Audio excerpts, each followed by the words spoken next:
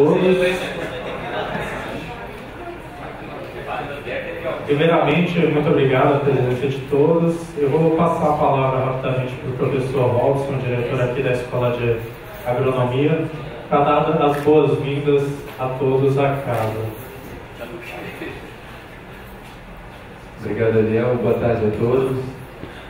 Como o Daniel disse, eu rapidamente vou dar as boas-vindas, né? Sejam todos bem-vindos à nossa casa. Sintam que essa casa é de vocês também. Agradeço a presença de todos, alunos, professores, aos agricultores. Nunca se saudar a presença do Ronaldo Maranhão, que é motivador desse projeto, né? Agradecer a presença dos professores Edivar, que vai comentar um pouco também sobre o projeto, o professor Cândido. Bom, eu vou ficando por aqui, porque eu também estou curioso sobre o projeto. E eu vou passar a palavra para o Daniel, que vai comentar um pouco da gente do que se trata. Obrigado mais uma vez e tenham todos bom proveito dessa palestra. Obrigado.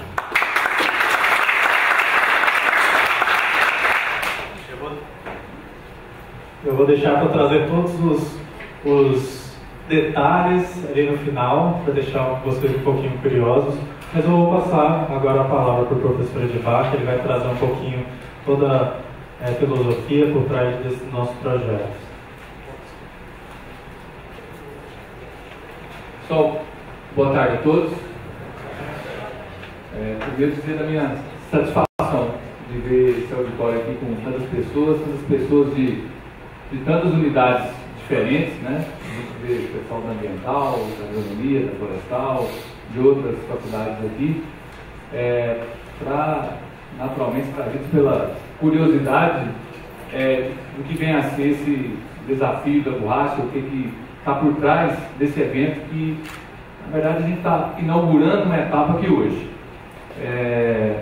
Mas, então, coube a mim aqui, como uma das pessoas que esteve na origem, nas primeiras conversas sobre esse assunto, trazer um pouquinho de como é que isso surgiu, aonde a gente quer chegar com isso. Lógico que você complementado e com muito mais detalhes, com muito mais propriedade aqui pelo pessoal da APROP, que é a Associação dos Produtores de Borracha do Estado de Goiás e Tocantins, mas eu não poderia deixar aqui de agradecer, né? Em primeiro lugar, a presença de todos vocês que estão aqui, professores, colegas, né? Marcelo, egresso da escola, Ronaldo Maranhão, egresso da escola, tantos professores, o professor Clecildo, que está aqui com a gente também, a professora Sibeli, a professora Cleonice, o Antônio Cardio e o Zé Fernando vão se apresentar aqui, mas são os grandes protagonistas dessa ideia, o doutor Ailton e demais pessoas que estão aqui. Bom, eu acho que a gente inaugura aqui uma modalidade de parceria que, pelo menos para a Universidade Federal de Goiás, é muito nova, esse arranjo que foi feito aqui. Esse arranjo se inspirou aí na experiência da Pró-Reitoria de Pesquisa e Inovação. O professor Campos estava aqui até agora, ele é o coordenador de transferência de tecnologia e inovação da universidade. Ele se inspirou nas Olimpíadas do Empreendedorismo que foram realizadas na universidade nos últimos tempos. E já há algum tempo, o Antônio Carlos tem provocado a gente, né? Tem provocado no bom sentido, tem estimulado que a universidade tem uma cadeia produtiva se organizando no Estado, o Estado tem se tornado um grande produtor de borracha e está se organizando uma cadeia produtiva que tem um monte de desafios pela frente. E a gente começou a pensar em formas dessa aproximação acontecer. E uma forma natural é a aproximação dos pesquisadores da universidade com a PROP. E isso tem acontecido, já temos aí alguns contatos de algumas pesquisas que vão sendo desenvolvidas, e isso, com o curso de engenharia florestal, isso ganha uma nova dinâmica e começa essa parceria acontecer. Mas, um pouco incomodado com isso, de como envolver mais gente, começou a nascer a ideia desse desafio. E esse desafio é justamente tentar colocar para a comunidade, para a sociedade como um todo, mas aí pensando em dois segmentos de maneira especial, o segmento de estudantes, né, estudantes do nível técnico, estudantes do nível superior, estudantes de pós-graduação, mestrado e doutorado, a formarem equipes para propor soluções tecnológicas para a cadeia da borracha. Isso válido para todas as instituições de ensino de Goiás, do Distrito Federal e do Tocantins. Essa é a essência. E também uma categoria de colaboradores, das pessoas que já trabalham na cadeia, que trabalham junto aos estabelecimentos, às propriedades que já produzem borracha, também a formação de equipe. São duas categorias, e isso foi feito um arranjo, uma parceria entre a nossa Fundação de Apoio à Pesquisa da UFG, a FUNAP, né, capitaneada pela Pró-Reitoria de Pesquisa e Inovação, que é o professor Cândido, que teve que se ausentar porque está recebendo o pessoal do Rio de Janeiro e da FINEP para avaliar alguns projetos da universidade. Mas a experiência da PRPI com as Olimpíadas de Empreendedorismo foi a inspiração para se desenhar esse modelo. Então, tem um aporte de recursos da iniciativa privada para a FUNAP, que tem toda a concepção, todas as etapas do processo, que vai ser detalhado aqui pelo Daniel, né? O Daniel trabalha conosco nesse projeto, contratado especificamente para desenvolver esse projeto e as diferentes fases que vão ser detalhadas daqui a pouco. O objetivo é esse: envolver o máximo de pessoas possível nesse desafio. Então, isso demandou algumas reuniões que participaram muitos dos que estão aqui, lá na Tropical, junto com o Antônio Carlos, até a gente chegar na formatação final.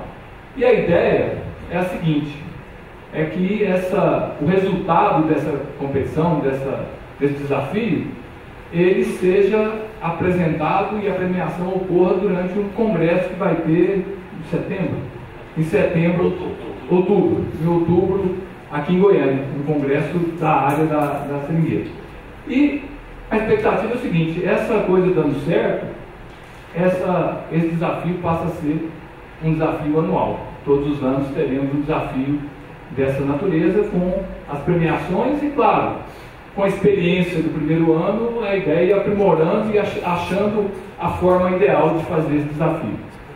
E a gente espera, né, que outras cadeias produtivas, né, seja do segmento mais ligado ao agro ou não, possam se inspirar nessa iniciativa e a gente possa ter mais desafios desse tipo entre as universidades. Eu acho que a gente vive um momento muito especial dentro das universidades. A gente conhece um pouco mais a Universidade Federal de Goiás, mas imagino que isso é um movimento que aconteça nas demais também, de um protagonismo muito grande dos estudantes. Então, no sentido de dar vazão a esse protagonismo, de dar vazão a essa inquietação de vocês, é que se pensou nesse desafio. Que, é claro, na primeira versão terá as suas dificuldades, terá problemas que a gente não consegue prever sem vivenciar, mas que eu tenho certeza que nas etapas posteriores a gente vai corrigindo, aprimorando e se transformar isso num evento de tamanho que a gente sonha. Né? E que chegue um dia no sonho do Antônio Carlos, que tem um robozinho para colher o látex lá da borracha, que é a brincadeira que ele fez com a gente. Assim, o desafio é seringal automatizado. Ele até começou com essa ideia, mas é isso, é pensar em soluções tecnológicas para a cadeia produtiva da borracha. Então, quero agradecer muitíssimo aqui a prova, na pessoa do Antônio Carlos, a oportunidade, né, e a confiança de ter apostado na UFG, na Pró-Reitoria de Pesquisa e Inovação, na nossa Fundação de Apoio à Pesquisa, na FUNAP, para desenvolver esse projeto, que é um projeto de uma parceria público-privada, que já mostra seus primeiros resultados, e eu tenho certeza que a gente vai colher muitos frutos dessa iniciativa ainda. Então, parabéns a todos que estão aqui, esperamos que esse número daqui de hoje se multiplique, e certamente se multiplicará a partir das redes sociais, das possibilidades de inscrição de grupos, e a gente atinja o objetivo maior. Muito obrigado, Daniel, e parabéns pela sua dedicação e toda a organização do evento até aqui.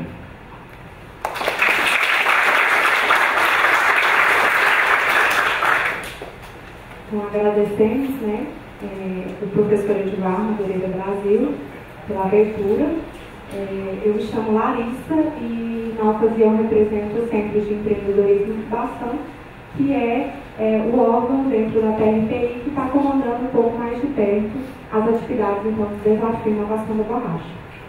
Nós gostaríamos de registrar a presença de algumas pessoas, agradecer a presença de vocês, todos vocês aqui, registrando então, como já foi dito, a presença do Antônio Carlos da Costa, da ABROC, Mauro Palhares Neto, Ronaldo Maranhão Sá, o professor Robson Maia Geraldinho, diretor da agronomia, que também já fez a abertura para nós, José Fernando Canuto Benessi, também da ABROC, Ailton Vitor Pereira, da Embrapa, Produtos e Mercado, e também a presença dos professores José Clecildo, que é tutor da empresa Júnior de Biotecnologia da UFG, professora Sibeli Barreira, da Engenharia Florestal, professora Cleonice Borges, da Agronomia.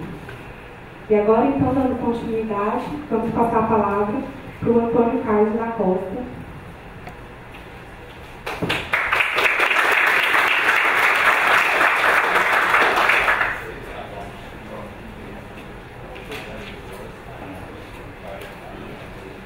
Boa tarde a todos.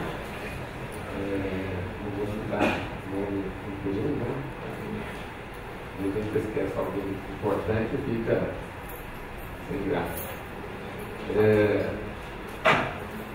Meu tom da palavra não é igual do professor Edvar, aí já é uma boa nessa sua lição, porque eu sou médico veterinário, se o concorrente for muito para falar como eu, você pode ter certeza da vaga.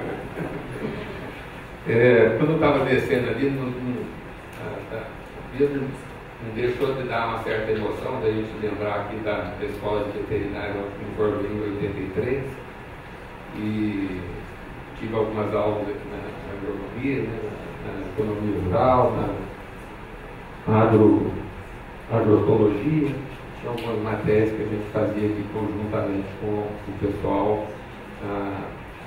da agronomia. Bem, falar um pouquinho da prova para vocês, o motivo e até por conta de toda a nossa luta, o que a gente vem desenvolvendo. A prova foi fundada, está passando aqui, eu vou aqui, não está passando aqui. Tem como você subir aqui para a gente pegar o ângulo melhor? Aí.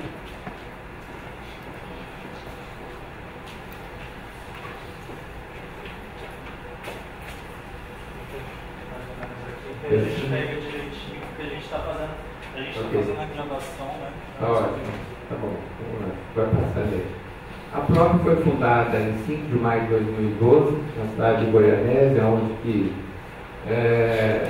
converge aí 90%, 85% a 90% das plantações de seringa de Goiás, né?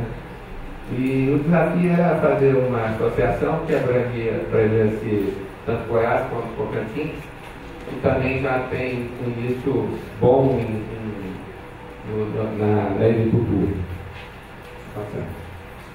Aí foi os 5 aí que começou, né? O meu presidente, eu fui vice-presidente na fundação, o Dr. Segundo Braulio, que hoje está sendo representado pelo filho, que nos fez muita falta aí nesse tempo, infelizmente não está entre a gente, mas junto com o Tavinho, eu, o Rodrigo Pena e o Paulo Lima, que foi o que abriu a ata de fundação da associação. A missão, a gente, nos nossos valores, missão, visão, a gente fez todo um planejamento estratégico, né? Vou passar mais rápido para chegar no objetivo final. Parceria com instituições é nossa busca, né? Participação em instituições também. Aí eu queria ressaltar um pouquinho, no decorrer desse trabalho da prova, a gente acabou sendo um protagonista forte da fundação da ABRABOR, que é uma associação brasileira da borracha, e que congrega, não é como se fosse uma federação, seria uma associação de associações, e que hoje ela está sendo muito respeitada. Até agora, ontem mesmo, estava uma reunião na Fiesp, semana passada eu estive na Fiesp, para a gente discutir toda a cadeia produtiva da borracha no Brasil, para que a gente tenha um equilíbrio, né? Falar assim, da mais-valia que isso traz lá do primeiro colaborador do seringal até lá na ponta, na venda dos produtos vinculados à borracha. Então tem dado um resultado excelente, e eu acho que estamos no caminho certo de ter fundado essa associação de âmbito nacional, na qual eu sou vice-presidente também. Bom, hoje a prova tem 44 associados, a área plantada em Goiás é 20 mil hectares, Tocantins 6 mil, a área plantada dos associados representa aí 14 mil hectares, e em exploração 5 mil hectares. O Fernando depois pode atualizar isso melhor. Então, quem que pega no chifre do boi é o Zé Fernando mesmo. Vocês vão conhecer, o Igno aí o professor Ailton aí na questão da borracha no nosso país. Essa é a composição da diretoria, da prova, passar. Isso foi os eventos realizados, pode passar no tapetinho, né? A gente sempre buscando inovação, dia de campo, pode passar. Alguns eventos que foram criados, congressos, né? Parceiros, né? Na prova. Pode passar. Mostrando os eventos ao longo do tempo que foi. E aí é o que eu queria chegar. Por que esse projeto? Eu realmente desafiei o professor Edivar algumas vezes sobre esse assunto, né? Encontrar o professor Edivar companheiro de luta, aí de buscar inovações, buscar desenvolvimento, enfim. A gente está na iniciativa privada, eu sou do mercado imobiliário, tropical do mercado imobiliário, mas eu também tenho a diretoria de agronegócio da empresa, na qual, até pela minha formação, me dedico muito. E nas andanças aí do mundo, sempre quando o professor Edivar, se tem uma sintonia e uma empatia muito grande, eu falo, professor, eu acho que a única cultura que não é tech ainda, como deveria ser, é a agricultura. Mesmo formato de 150 anos atrás dos soldados da borracha, do ato de sangrar a árvore para retirar o látex, continua até hoje. E nessa forma a gente não consegue, infelizmente, concorrer com o produto asiático que tem uma exportação de mão de obra socialmente degradada, né, do que a Fernanda pode complementar isso depois, e que é outro mundo, né? A gente não consegue, com toda regime de CLT e riscos trabalhistas que uma empresa ou um produtor assume para fazer um projeto de agricultura, e é uma coisa que 80% do custo de produção é mão de obra, a gente não consegue simplesmente concorrer com o mundo se não tiver produtividade. E aí é que surgiu essa busca do desafio do desenvolvimento tecnológico, buscar ferramentas, né, que ajude a gente a aumentar a produtividade dos nossos colaboradores. Somente assim eu vejo que a gente vai conseguir buscar isso. Isso também veio muito estimulado por mim. Meu filho acabou de chegar aqui, o Felipe, ele é lá da Gintec, e a gente vendo aquelas apresentações lá das startups na aceleradora, eu ficava imaginando o tempo inteiro, como que eu posso levar isso para o futuro. O professor também participa lá, o professor participa com a gente lá em alguns eventos, né? Sempre está lá junto, participa efetivamente lá, e tudo que a gente vê, aquela questão da ideia disruptível, né? Que quebra o paradigma, que a gente que está ali só focado na produção não enxerga uma possibilidade a gente, com uma pessoa com a cabeça que não está vinculada àquele processo tradicional, pode chegar e fazer uma inovação que revoluciona. E eu vou falar uma coisa para vocês: quem conseguir isso está milionário, se não for bilionário, porque é uma coisa que todo mundo vem tentando há muitos anos e não consegue. Não é só o ato de sangrar que precisa de ter produtividade, não. São vários processos dentro desde o plantio à colheita, que precisa de ser automatizado dentro do seringal para que a gente dê produtividade ao colaborador e consiga, mantendo o custo que cada dia precisa, na verdade, na minha cabeça, ser melhor remunerado à medida que vai aumentando a produtividade, compensar aquela concorrência desleal que a gente está fazendo para cá. Está uma briga imensa adiante da Fiesp, discutindo lá na Fiesp, né, em São Paulo com a ANIP, que é a Associação de Pneumática e Agroaborto, no sentido de criar até um mecanismo de equilíbrio disso, porque é tão injusta a disputa que a gente simplesmente subiria no mercado, com certeza, falta. O custo, mais ou menos, vocês terem uma ideia, o custo da mão de obra da Ásia em relação à nossa é algo em torno de 30% a 35%, certo? E o custo da mão de obra, do custo total da exploração, significa 80%. Aí você vê que a gente tem um risco muito grande realmente de desaparecer.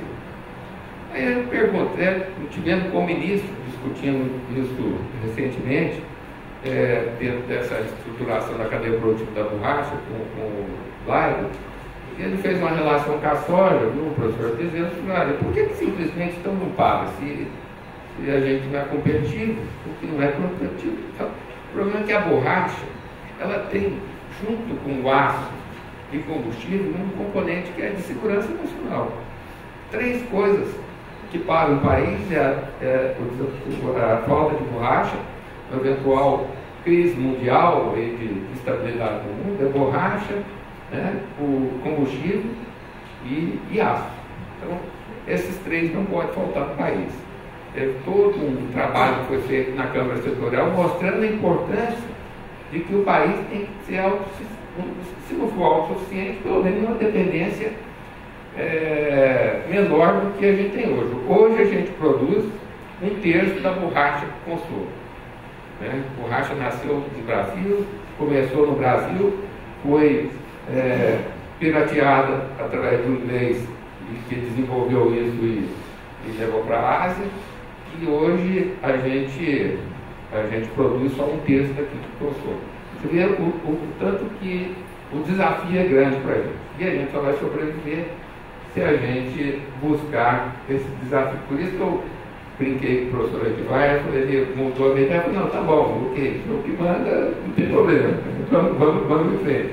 Mas a questão da automação, não precisa ser automação, mas o que eu diria é assim, a gente precisa de fato criar mecanismos, ferramentas que aumentem a produtividade do nosso colaborador, de quem está dentro do seringal, porque senão provavelmente ele não consegue sobreviver à cultura do Brasil.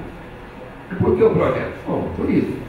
O objetivo do projeto são vocês acharem essas soluções.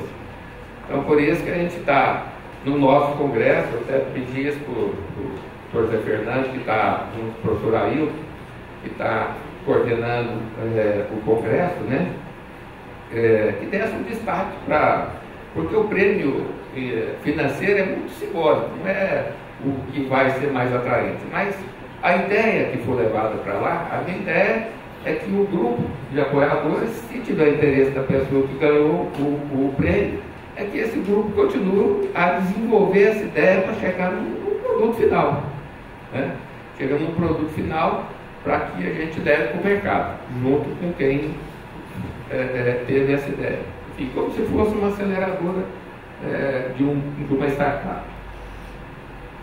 Parceria da PROV com a UFG, eu acho que surgiu, professor, muito pela nossa empatia mesmo, A gente, com brincadeira, falava, vamos fazer. Eu capitaneei aqui junto com o Marcelo, me ajudou muito, Zé Fernando, enfim, todos, Ricardinho, a própria jovem aqui, eu posso falar com a própria jovem, o futuro presidente, enfim, um entusiasta também da produção de borracha, engenheiro, muito novo, enfim. Mas a parceria, ela nasceu desse desafio, a nossa empatia, da brincadeira, mas e que a gente foi levando a sério. A gente conseguiu mobilizar, porque a PROB é uma associação de ainda poucos, né? O recurso é relativamente baixo, então alguns associados colaboraram com esse projeto, com a ideia, e a gente levou à frente com a parceria com a UFG, dando a solução aí, financeira de parte do projeto e, na verdade, o apoio na ideia do desenvolvimento do professor Cândido, e coordenou muito bem esse projeto. Bom, a importância do setor para Goiás e Brasil eu já falei, né? Não vou repetir de novo, porque eu passei de trás para frente. Bom, gente, eu espero que desse auditório aqui saia uma ideia, como posso falar, de subtítulo, que quebre totalmente essa forma de exploração que é hoje, que traga ferramentas na cabeça de cada um aí, revolucionária, e que também estimule vocês para essa cultura, né? Aí o Zé Fernando é muito entusiasta, o professor Ailton, comigo também, essa cultura da borracha, que é muito bacana. Ecologicamente, eu acho que ela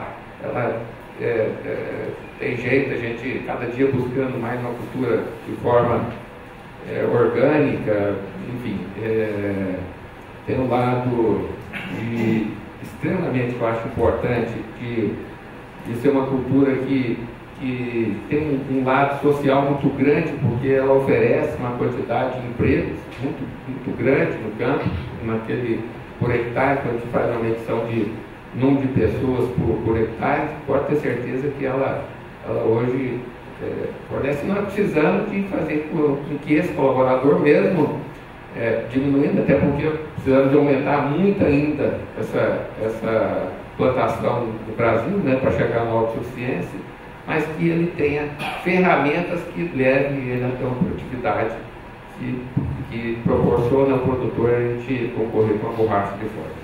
É isso que eu queria falar e muito obrigado pela oportunidade, professor Eduardo. Em nome do senhor eu agradeço a todos os demais e vamos em frente, vamos vencer esse desafio. Está com vocês agora. Obrigado.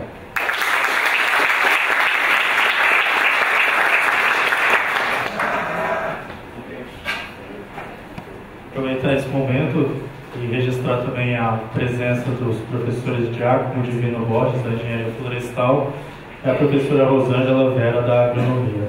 Agora eu vou passar a palavra para o professor, para o Fernando, ele é diretor executivo da PROB, então tem muita experiência aí para falar um pouquinho sobre todos os desafios que essa cadeia produtiva tem.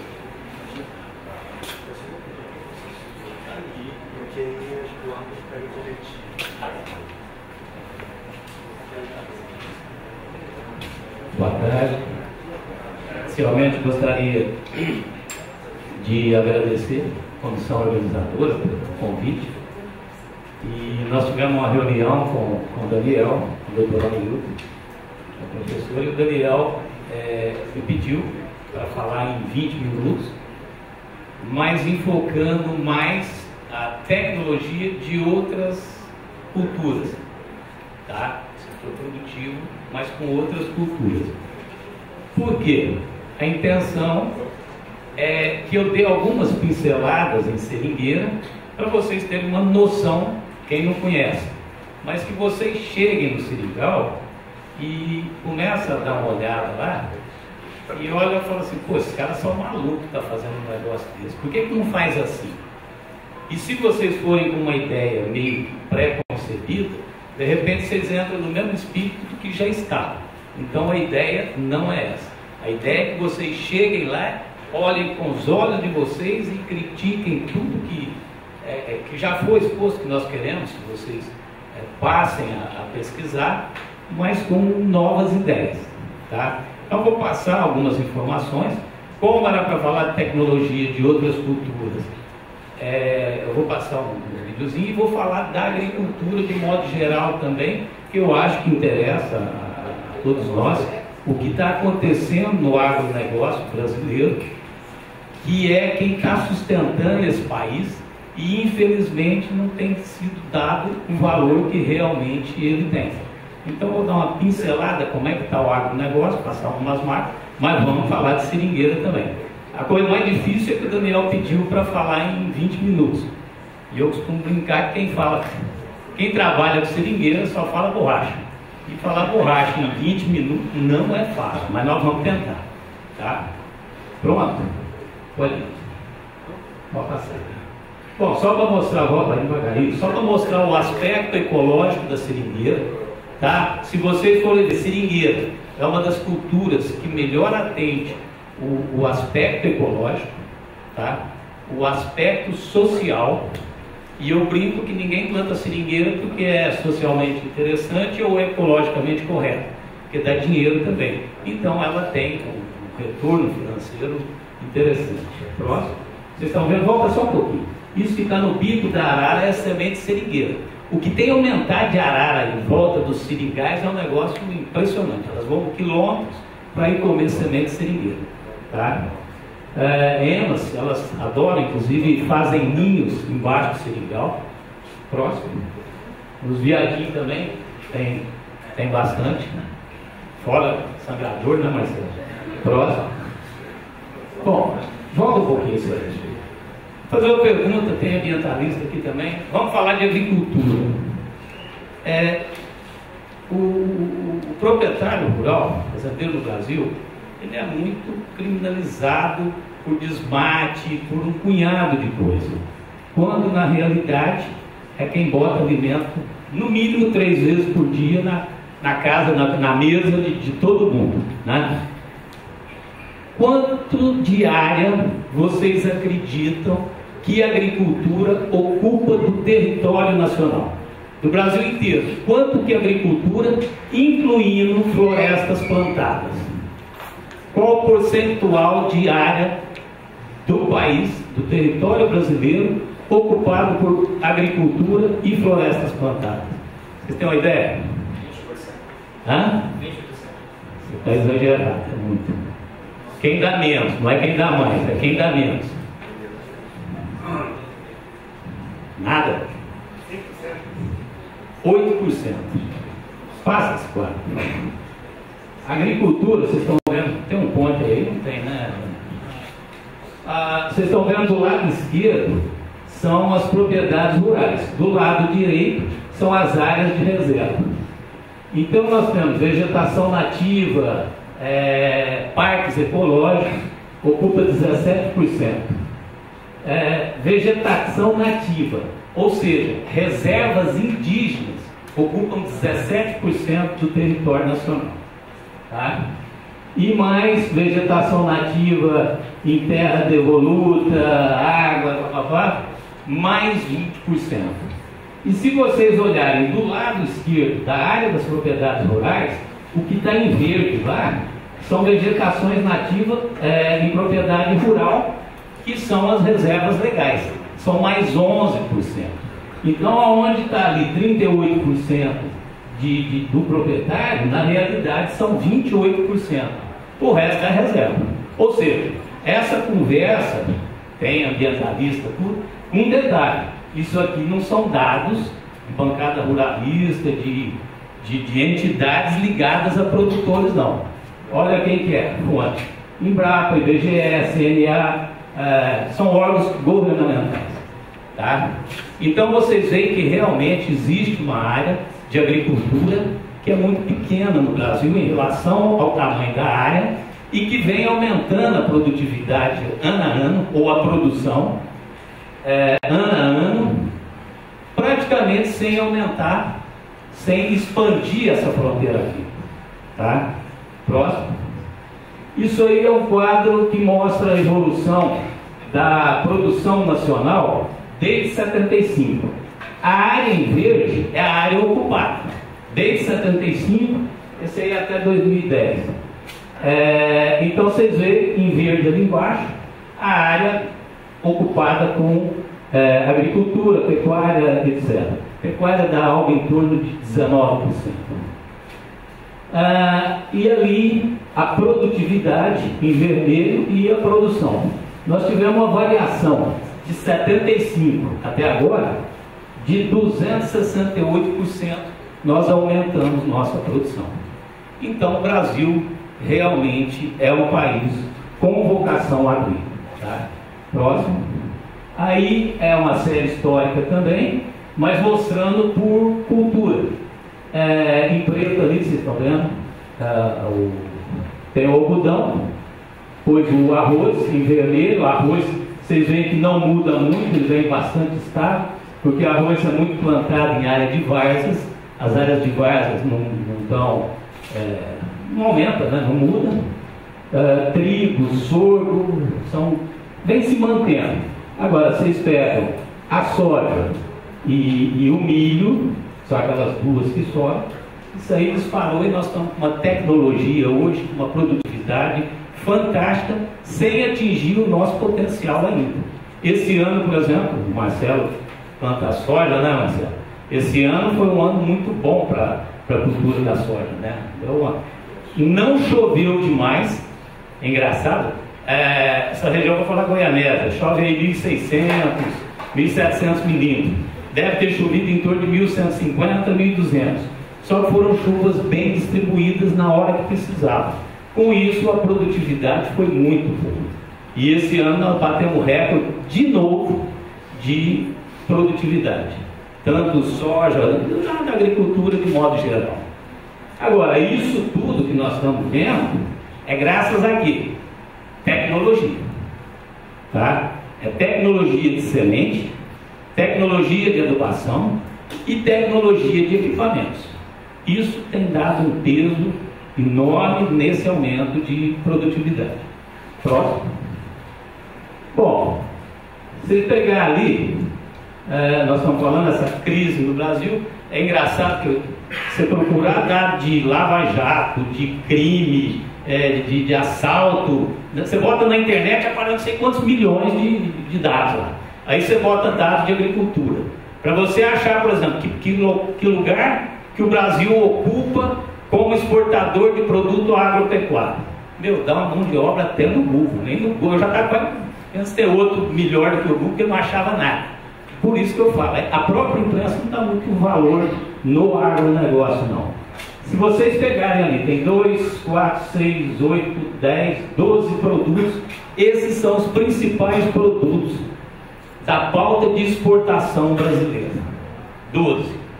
Incluindo petróleo, minério de ferro, automóveis e aviões. Está tudo embutido ali.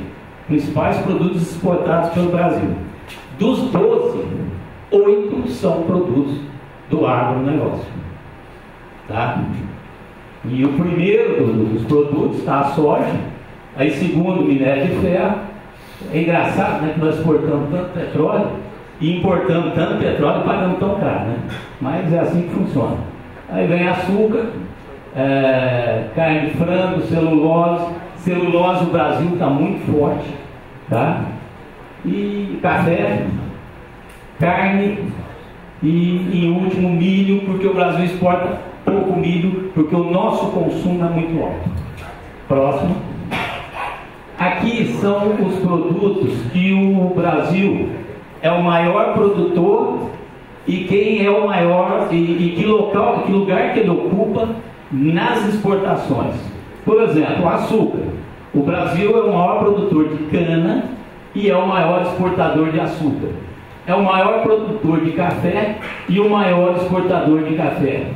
É o maior produtor de laranja e o maior exportador de suco de laranja. É o segundo produtor de etanol e o primeiro exportador de etanol. É o segundo produtor é o segundo rebanho bovino do mundo. Nós perdemos para a Índia. O rebanho da Índia é maior. Por quê? Porque elas não comem carne. Então o rebanho deles é maior, o nosso é o segundo, mas nós somos o primeiro exportador. E aí vai. Então vocês veem que a nossa posição perante o mundo com o agronegócio é fantástica, é muito boa, e isso vem dessa luta dos próprios produtores. Próximo. Aqui os principais produtos do agronegócio exportado em 2016, que foi a soja, o açúcar, frango, farelo de soja, celulose, carne de bovina, café e demais produtos. Todos aqueles outros, o embote do avião, o automóvel, essa coiseira, o agronegócio representou 40% das exportações. 60% foi os outros. Tá? Próximo. Bom, e como maior exportador de produto agrícola no mundo, os maiores exportadores, eu peguei os 4. Primeiro, os Estados Unidos. Segundo, o Brasil.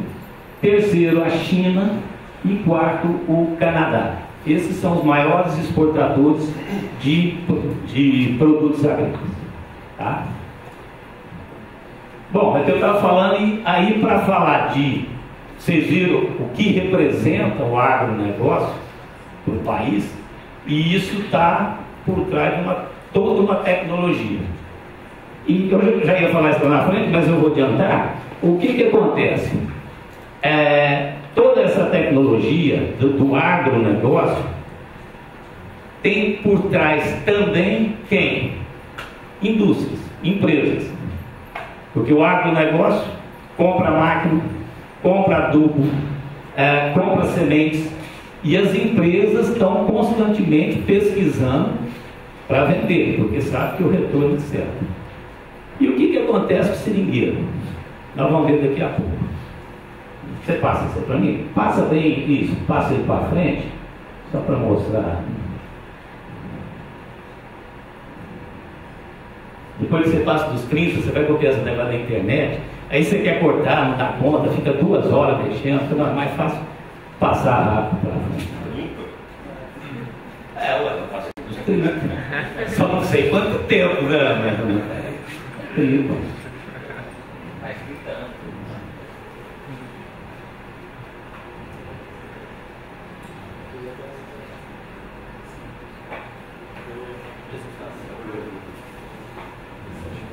Bom, enquanto consegue rodar, estou falando que esse trem não é só eu não, tem gente que enrola também que enrola. O Antônio Carlos comentou da borracha, inclusive do comentário do ministro da Agricultura. Falou, pô, se seringueiro é tão complicado, por que você não para com essa porcaria? Só que borracha, como disse o Antônio Carlos, é um material estratégico, tá? Os 3 principais que ele citou, que é o aço, o petróleo e a borracha. Aí você fala, pô, mas borracha, o que tem a ver? Bom, vamos voltar. Na Segunda Guerra Mundial, os países, a Alemanha se juntou com o Japão. E vocês vão ver daqui a pouco a história que mostra que hoje 92% da produção de borracha está na Ásia, tá? E naquela época já a produção maior de borracha do mundo estava na Ásia. Era a Malásia, Tailândia, Indonésia. E aí, o que aconteceu? Japão, que está na Ásia, invadiu esses países produtores de borracha, tá? E o que aconteceu? Quando os Estados Unidos entrou na guerra, depois do ataque de Pearl Harbor, eles foram para lá e diz a lenda, inclusive isso está escrito em livros, que os generais americanos do front pediam pelo amor de Deus para os comandos nos Estados Unidos, falaram, gente, soldado nós já temos demais, máquina nós temos demais, nós não temos pneu, nós precisamos de pneu, porque naquela época os tanques, os negócios ainda era pneu, e não tinha pneu. Então furava os pneus, que ia arrumando até um certo ponto e não dava mais. E aí o que os Estados Unidos fez? Uma parceria com o Brasil Começaram a pesquisar, fora da Ásia, onde tem borracha? Não, borracha nativa do Brasil. Não, então vamos lá com o Brasil, vamos com o governo brasileiro. E aí fez uma parceria para se tentar produzir borracha para atender as necessidades de guerra. Tá? E vieram aqui onde tinha seringueira, seringal nativo na região amazônica, só que não tinha sangrador. Aí eles foram principalmente para o Nordeste, Ceará, aqueles estados que sempre tiveram essa dificuldade toda, não sei porquê, mas chegavam lá e chegavam para os jovens, falava: você quer ser seringueiro ou você quer ir para a guerra? Não, eu quero ser seringueiro. E aí levaram, que é o famoso soldado da borracha. Foi aí que surgiu a expressão soldado da borracha. Eles pegaram esse pessoal, levaram para a região amazônica para poder explorar os seringais, para tentar abastecer os Estados Unidos de borracha para virar a guerra. Tá? E com isso foi descoberto como não se conseguiu atender a necessidade de borracha natural. Foi quando foi desenvolvida a borracha sintética, que é derivada de petróleo. Aliás, grandes descobertas no mundo surgiram durante a guerra. GPS, exemplo disso, no Iraque, um punhado de grandes invenções que surgiram provocadas por problema de guerra. E a borracha foi uma. Roda não? Não roda, então vai passar. Vê se o outro roda. Por que o meu computador roda? Computador. Vai. Vai não?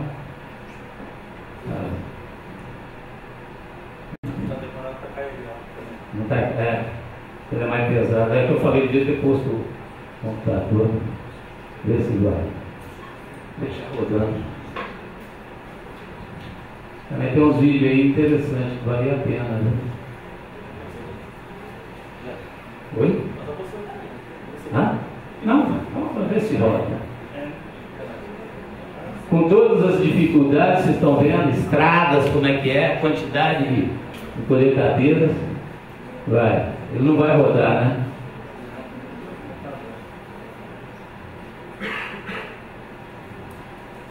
Depois passa isso, pode deixar.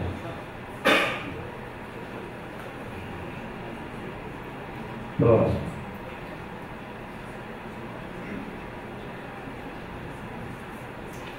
Esse aí pode deixar o braço e abrir, né? Ah, não, está pesado no pendrive. Vai passando manualmente, né? Está rodando que está no pendrive ou foi dentro? Não. Copiou ele do computador? Não. Se está rodando. Ah, não, no pendrive ele demora. Vou ter copiado. Bom, aí dá para ver. Isso aí é colheita de algodão. Vocês veem o que acontece. Passo próximo. Gente, vocês veem a tecnologia que tem na agricultura hoje, é brincadeira o que se faz. Isso aí é colhedeira de café. Imagina que isso aí, vocês vêem as novelas aí, cada um derrubando os grãos na mão, e aquele pano, e peneirando. Hoje entra uma máquina dessa aí, no instante colhe toda a lavoura. Pode passar o próximo. A pena que é muito bonito esses vídeos aí. É uma coleção deles. Passa esse aí e deixa. Isso aí é colhedeira de laranja manual. Você já viu colhedeira de laranja manual? Você já viu colher laranja? Comercialmente? Os funcionários vão com uma escada, uma sacola enorme do lado ali, sobe na escada e vai jogando dentro da sacola e desce e tal. Aí desenvolveram essa máquina aí, ó. Toca mais um pouquinho. Vai. Aí os peões vão dentro daquela caçamba lá, já tem um tubo que já vai jogando para um reservatório.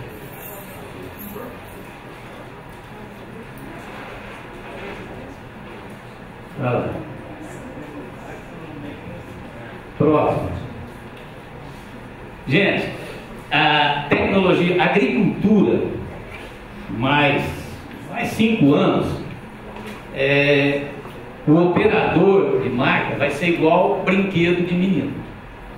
Você está louco. Não, vai ser brinquedo de menino.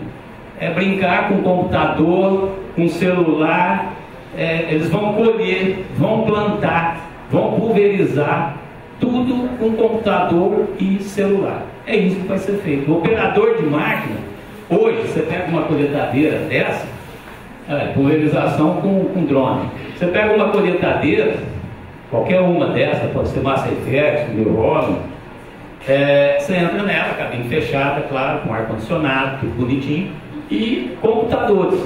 Você está colhendo a área, ela já vai te dando qual a tua área colhida, qual o rendimento por hectare, qual a umidade da soja, do milho, do grão que você está colhendo, já te dá tudo. Então eu estou falando, vocês vão ver que isso aí vai ser para essa juventude daqui a um tempo, mesmo quem estiver formando em agronomia, você vai ser operador de máquina só no computador. As colheitadeiras é tudo de joystick, né? Ela vai brincando. Bom, e isso aí é a última fala de trator, que é o trator, nem cabine ele tem, o operador não tem nada. Ele é totalmente controlado pelo computador. E isso já está em uso. E tem fábrica já aqui no Brasil, tá? Já fazendo isso. Vou passar o próximo para mostrar. Não, apenas quando você prepara esse trem, aí você fica numa expectativa, não dá muito certo, mas tá bom, dá para ver. O importante é vocês verem essa técnica aqui. Isso aqui é produzido no Brasil. Isso é um atomizador, um pulverizador de laranja sem tratorista, tá? Totalmente automatizado. Passa um pouquinho desse lado.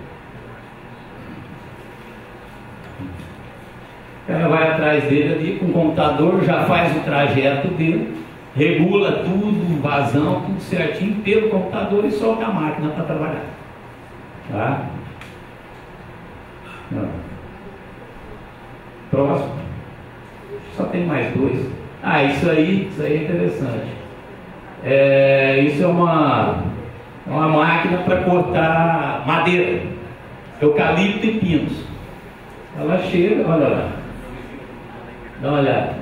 Isso aí eu vi demais lá no Espírito Santo. Só se usa isso, porque lá tem Aracruz, que já foi vendida. Só se usa isso aqui. É um espetáculo, é uma rapidez impressionante. Dá uma olhada. A hora que a árvore bate o ponteiro no chão, ela já está tudo picada. A velocidade.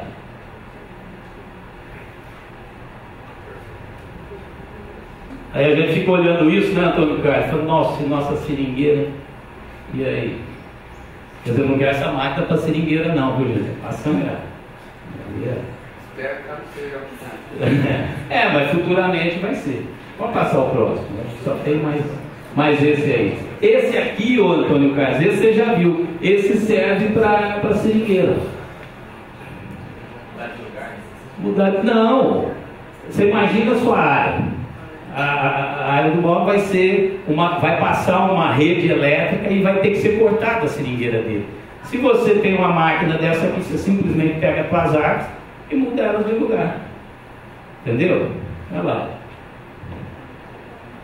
Tem humildade, mas Ele já compra uma dessa.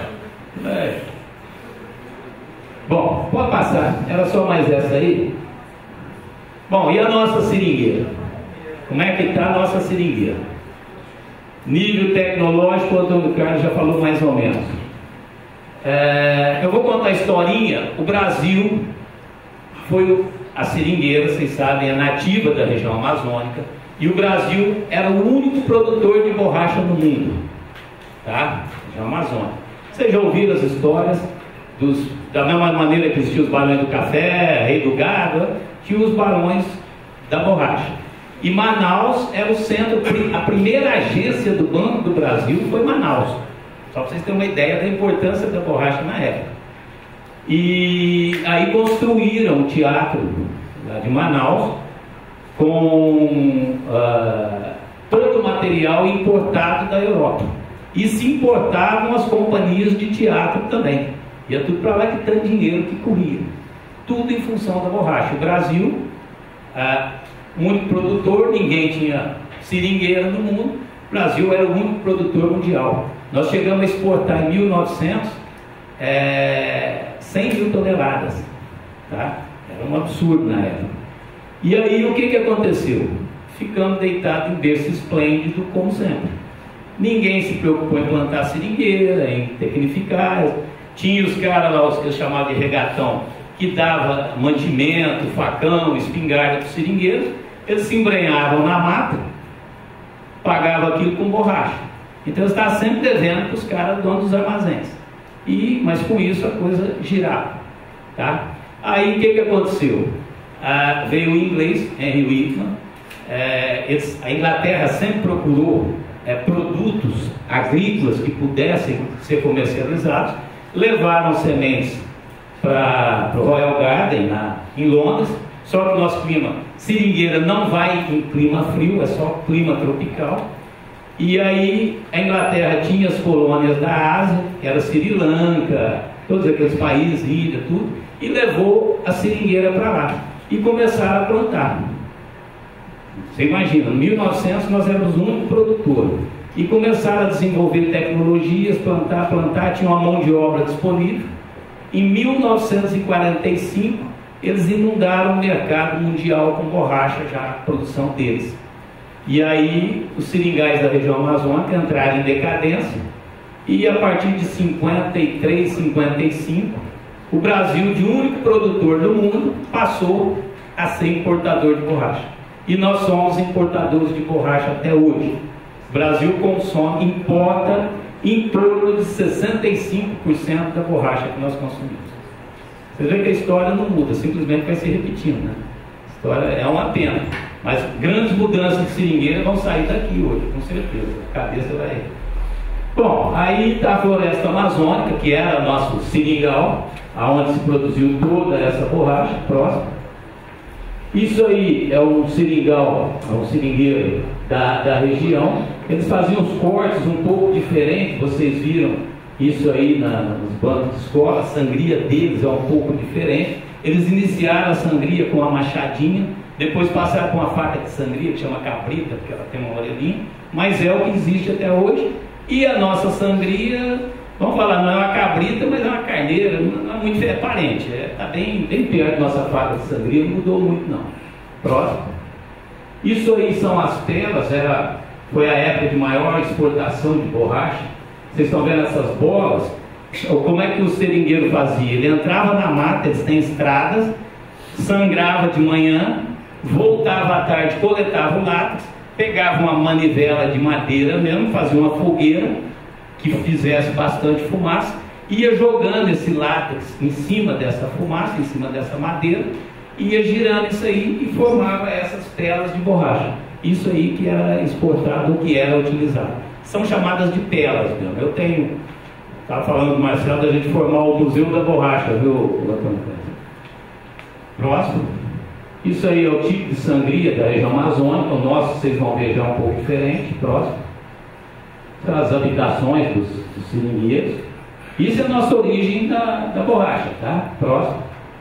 Isso aí são as pelas. Isso aí, como fazia, tinha um pau que atravessava isso, essa manivela que eles iam girando, eles passavam uma corda nessas pelas todas, jogava dentro do rio e ia para Manaus puxando isso por dentro d'água, para levar para Manaus para poder comercializar. Por dentro d'água, porque as estradas daquela região são os rios, né? Até hoje. Próximo. Aí ele fazendo, tá vendo? Vai defumando e vai jogando látex ali e vai formando essas pelas. Nós chegamos a comprar essas pelas, viu, para fazer borracha para pneu. Hoje praticamente não tem. Próximo. Isso aí foi Fordlândia. O Ford, na época, dominou com a Ford o mercado de automóveis, com a Ford, e ele quis fechar todo o ciclo. Ele falou, não, eu já tenho a maior empresa de automóveis do mundo, eu vou verticalizar. Eu vou ter a maior produção de pneus do mundo. E ele veio para a região amazônica, para Fordlândia, Pará. Foi para o Pará.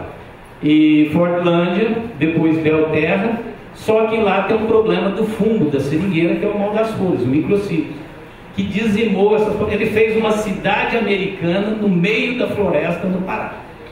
com teatro, cinema, uma cidadezinha típica americana. Cidadezinha não, cidade grande, porque a intenção dele era plantar muita borracha. Ele teve problemas, mudou de região, foi para Belterra, isso aí é Fordlândia, mas acabou dando com os burros na água e hoje Fordlândia está abandonada. Ainda tem algumas coisinhas lá, mas... Doutor Ailton, o senhor conhece lá? Não, né? Já combinamos a viagem e ainda não fomos, né? Não vamos. Nós vamos. Próximo. Aí a família do seringueiro, próximo. Aí uma seringueira, próximo. É uma barril. Detalhe, eles têm uma lamparina que eles saem de madrugada, eles chamam de poronga. É um negócio com querosene. Sabe essas lamparinas de roça que a gente usava antigamente aí? É a mesma coisa. Só que ele fez uma armação e punha na cabeça. Aquilo era a lanterna dele. E ele, vocês estão vendo, ele com uma espingarda nas costas. Então ele saía naquelas estradas, sangrando as árvores com aquela poronga na cabeça.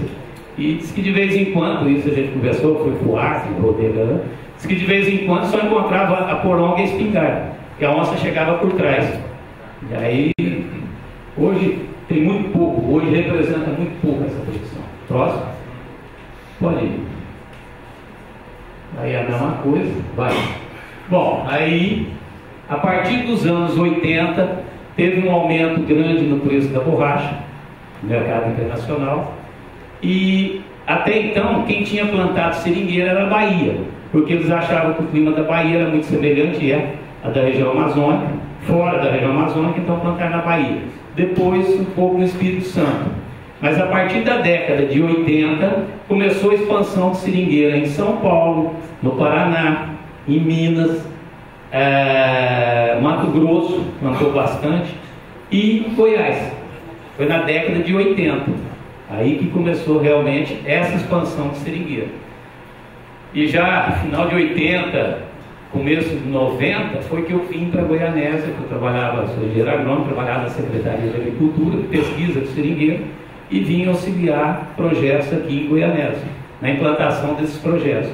E hoje, Goianésia, que representa, vamos dizer, Goiás, mas Goiás, principalmente Goianésia, onde está a maior concentração de seringais do estado de Goiás, tem a maior produtividade de borracha, não é do Brasil, é do mundo. Tá? Nós estamos com a média de 2.400 quilos de borracha seca por hectare. A média mundial está em torno de 1.200.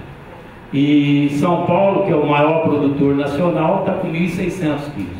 Então a nossa produtividade, a nossa tecnologia hoje é diferenciada.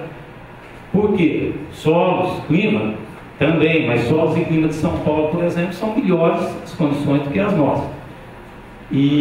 Mas por quê? Nós entramos com irrigação, adubação, controle de praga e doença, porque São Paulo, vou comparar com São Paulo, que eu vivi lá e acompanhei toda essa expansão, mas são pequenas propriedades em que não se utiliza de muita tecnologia. Tá? Então a produtividade de Goiás hoje é referência no mundo inteiro.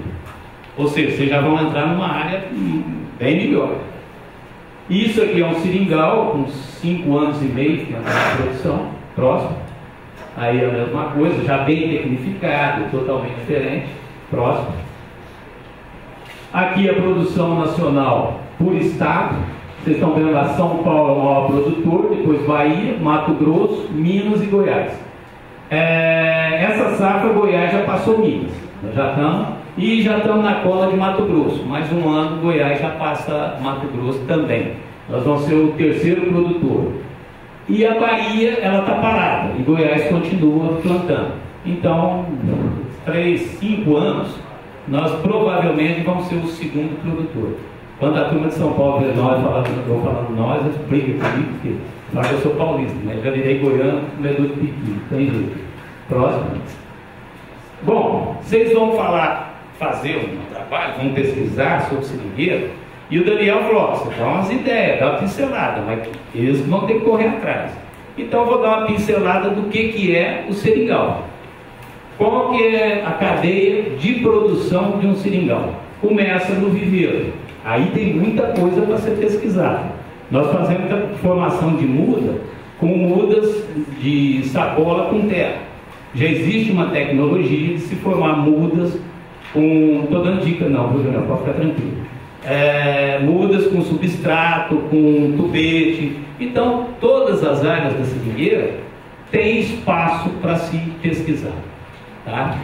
Então, começa com o viveiro, próximo. A implantação e tratos culturais, são várias atividades dentro da implantação e tratos culturais, próximo. E aí nós já estamos com o seringal pronto para entrar em sangria.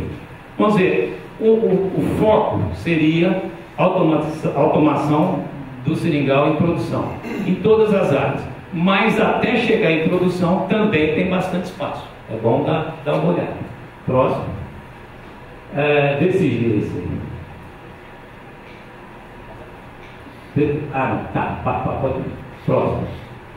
Isso aqui, para fazer a sangria do seringal, primeiro você vai fazer a medição das árvores, você tem um padrão para poder colocar essa árvore em sangria. Ela tem que ter entre 45 e 50 centímetros de perímetro para poder iniciar a sangria. Então, o estudo é feito manualmente, lógico, tem jeito. E a seringueira é outro aspecto interessante que gera muito emprego para as mulheres, com o mesmo salário dos homens. Tem mulher que ganha muito mais que homem. Turma brinca, tem muita mulher lá que é muito macho, cara. Trabalha para valer, coleta, tudo, e ganham bem. A qualidade é melhor, né, doutor?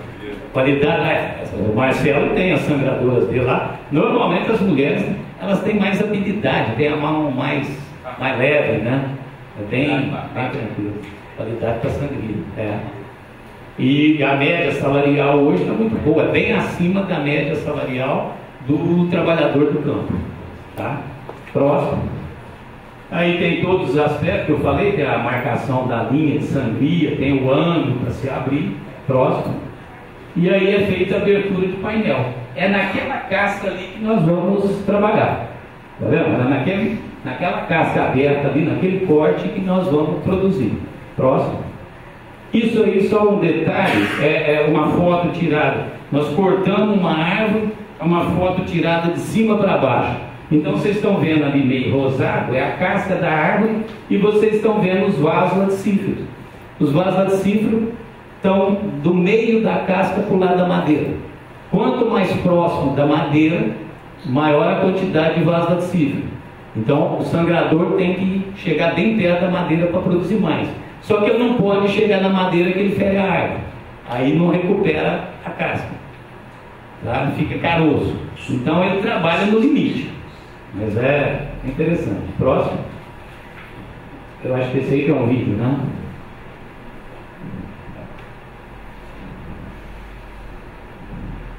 Isso aí é uma tecnologia, o Marcelo ainda não viu isso. O sangrador ele vem sangrando normalmente de cima para baixo. Tá? Só que quando vai muito baixo, dá dor nas costas.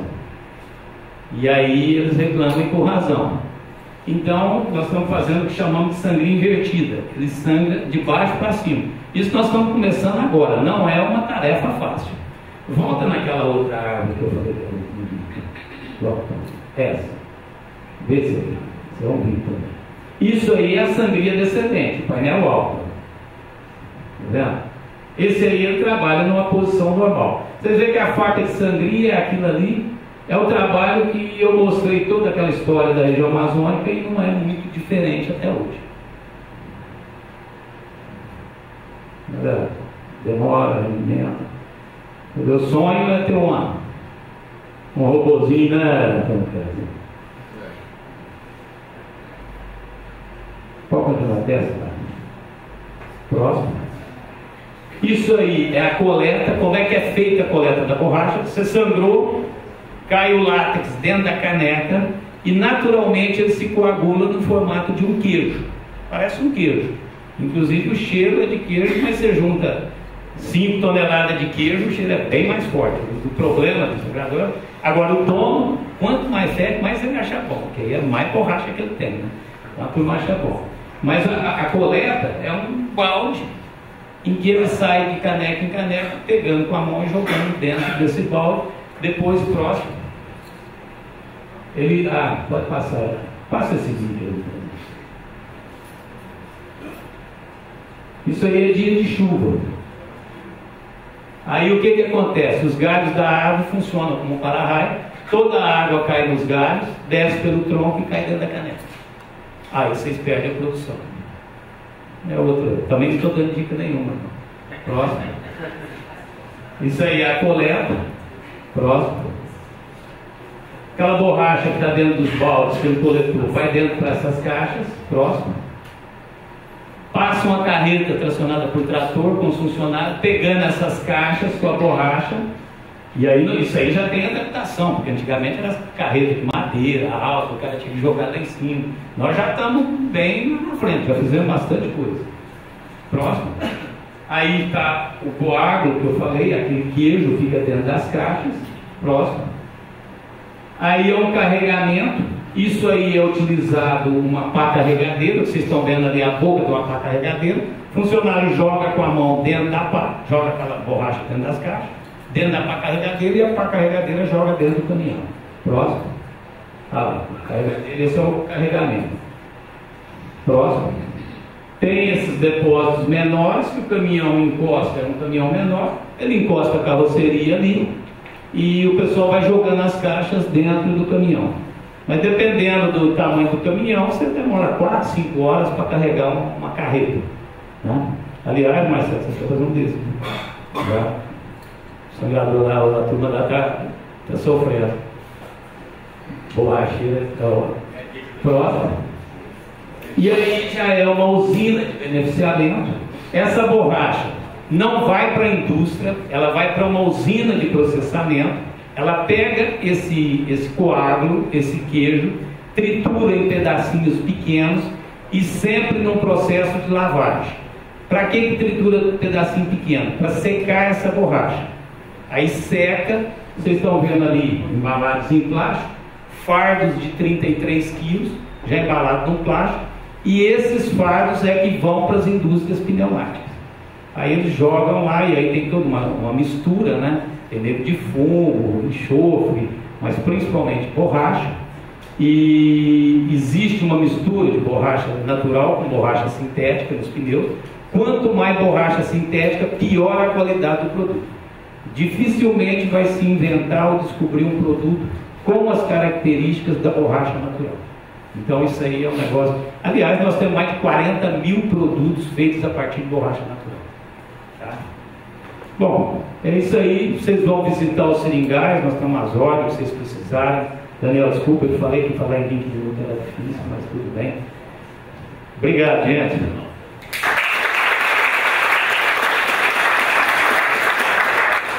Vou passar a palavra aqui rapidinho para o Antônio Carlos, depois eu volto para falar os detalhes do desafio.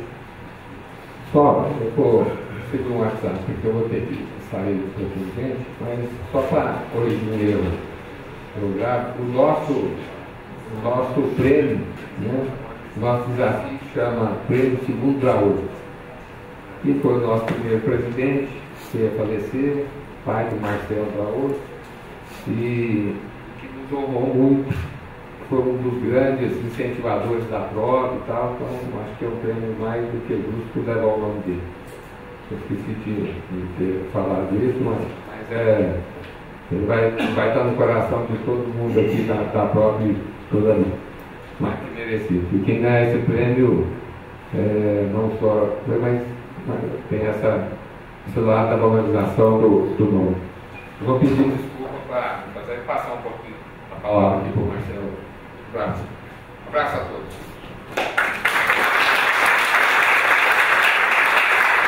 Pessoal, boa tarde. Meu nome é Marcelo Graújo. Meu nome é Marcelo Graújo. Depois que eu falar, vocês vão ver que o Antônio Carlos é modesto. A fala dele foi muito boa e a minha não tem esse dom nem esse treinamento. Mas o que eu quero falar para vocês, não estava previsto nem programado, desculpa, não, Antônio Carlos. Mas é porque, para mim, é um motivo não de vaidade, mas de orgulho, e talvez para vocês sirva como um incentivo. Em 86, eu estudava aqui na escola, no segundo ano, de agronomia. Teve a semana agronômica e nos vários cursos oferecidos tinha a reicultura, que até então era novidade aqui para a gente. O Dr. Ailton participou como um dos professores, o pessoal da SUDEB, que hoje nem existe mais, né? E tinham só 8 alunos participando desse curso. E eu participei mais por falta de opção, porque eu tinha esquecido de fazer inscrição nos outros e acabei fazendo isso. E a partir daí, foi uma semana de curso, peguei os números que foram apresentados, levei para o meu pai. Na época ele conversou com o Dr. Clóvis, da Moraes Ferrari, que hoje é um grande plantador no Brasil, no mundo, de seringueira. E chegou onde chegou. O pessoal foi começando, começou só os dois, depois foi entrando os outros empresários da região. Não sei nem se São Carlos sabe disso. E assim, foi uma coisa que surgiu quase que por acaso. A gente começou sem muita pretensão, nós começamos com 20 mil árvores. Moraes Ferrari, se eu não me engano. Moraes Ferrari, o projeto era 300, né? Hoje eles têm 1,5 milhão de árvores, nós temos 300 mil. E é o que eles falaram, Goianésia hoje planta 90% da borracha das seringueiras de Goiás, tem a maior produtividade do mundo. Então, na época, um curso que tinha 8 alunos, sem grandes pretensões, chegou a esse ponto, e hoje nós estamos aqui oferecendo para vocês benefícios para todo mundo, não é só para vocês e nem só para a gente. É uma oportunidade de participar dessa cadeia. Queria falar, contem com a gente. Hoje nós não temos, não podemos arrumar dinheiro, né, para poder desenvolver o projeto de vocês e tocar mais para frente. Era essa a mensagem que eu queria passar para vocês.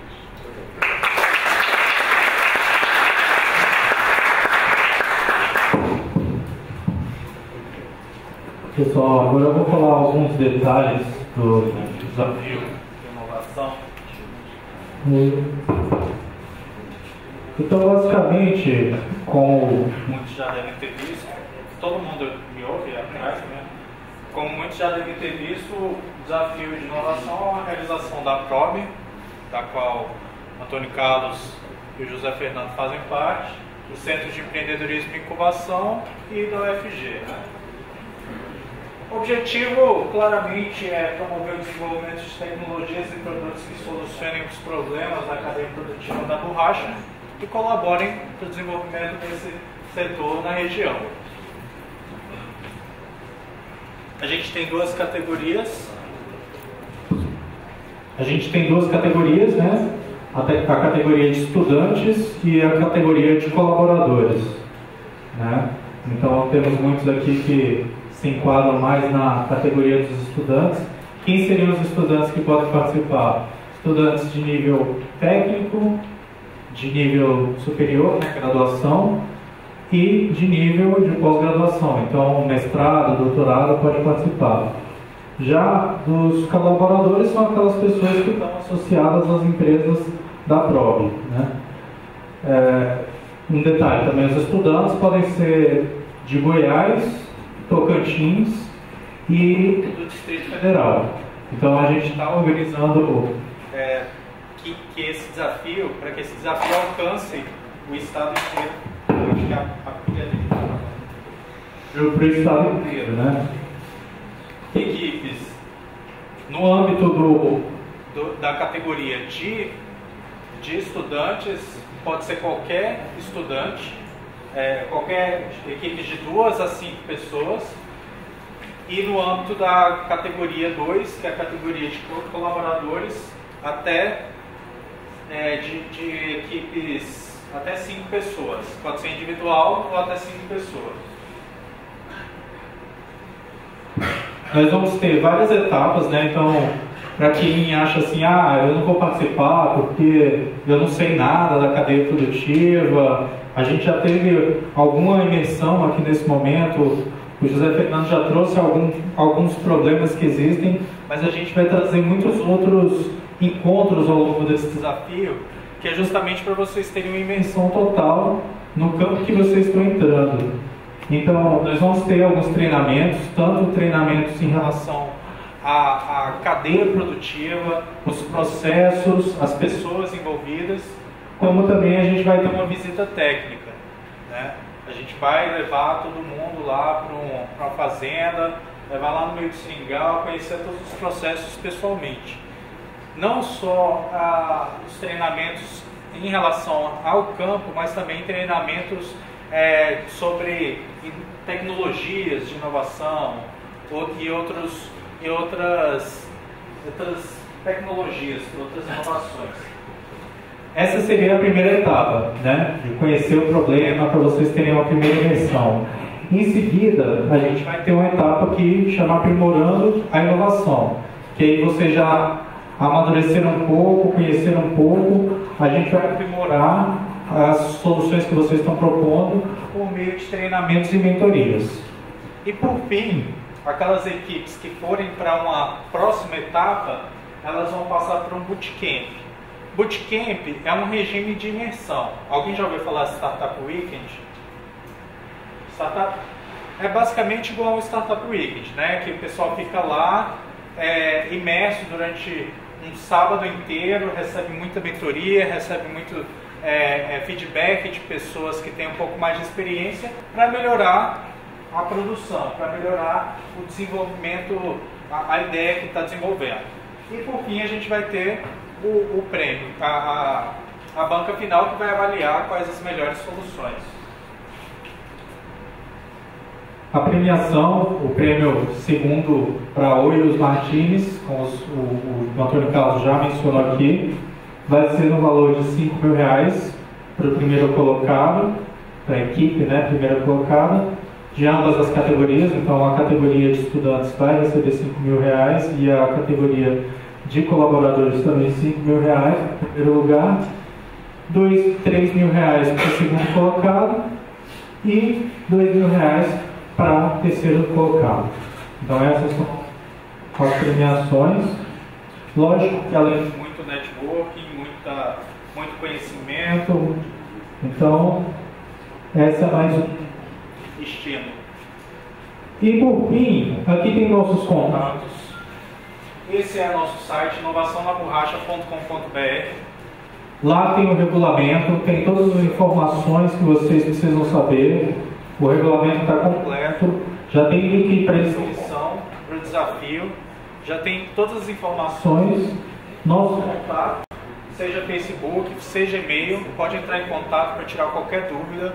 A gente vai passar também por outras unidades acadêmicas na engenharia, lá em Aparecida, aqui no Instituto de Informática, para divulgar um pouquinho mais. Então ajuda a gente a divulgar mais, para a gente atingir outras pessoas.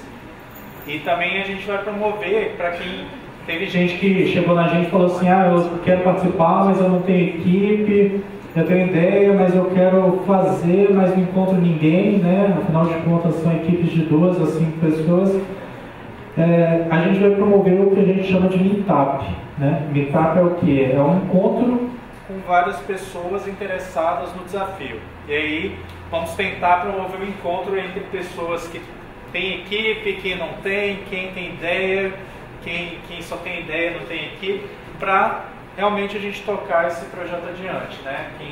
Então quem às vezes aí está perdido ainda, pode se inscrever, a gente já vai lançar também esses horários, né, do Meetup, o dia, para a gente participar.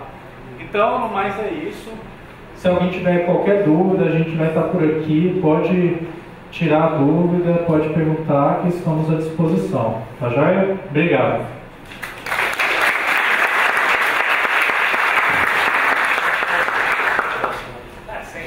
Só lembrando, gente, uma coisinha que eu não falei do potencial. Você fala assim, o prêmio é pequenininho. Tá bom. Quem inventar um pino eletromagnético que desvia a água do tronco fora da caneca, existe um potencial de venda de 100 milhões de unidades. Se você vender a R$1, são 100 milhões de reais. Então o potencial dessas pesquisas de venda depois é muito grande.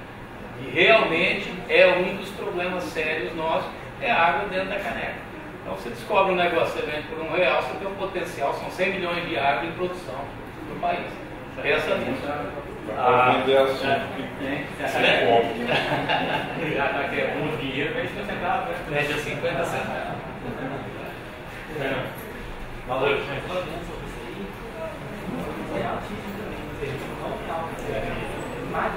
Sim. Bem alto, é verdade. Dá mais que a pessoal vai dar.